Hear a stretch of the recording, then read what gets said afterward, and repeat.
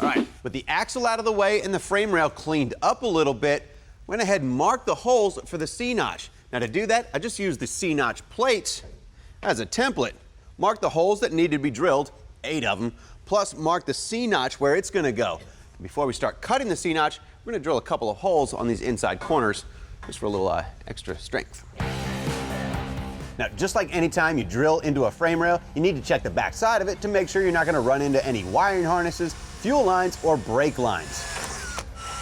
Now, the purpose of the holes on the inside of these corners is to prevent a stress location where two straight edges meet and could potentially lead to a stress crack or fatigue crack.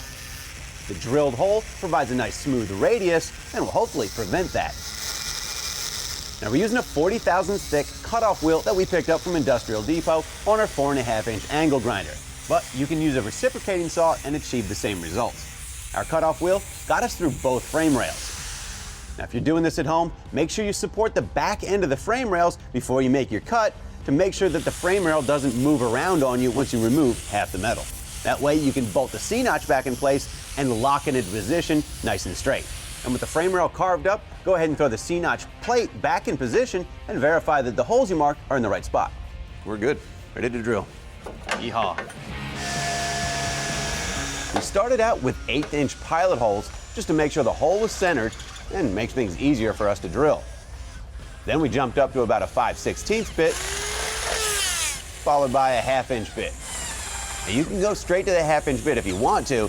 For me, it's a little bit easier and a little bit quicker to step it up.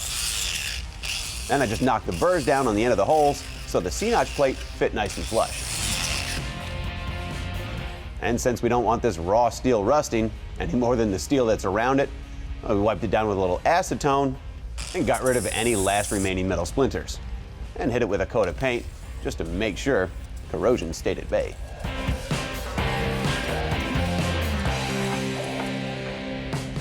Now, the plate gets bolted in place with 8 grade 8 fasteners on the face of it, along with 2 of them on the bottom side of the frame rail, 1 on either side of the notch.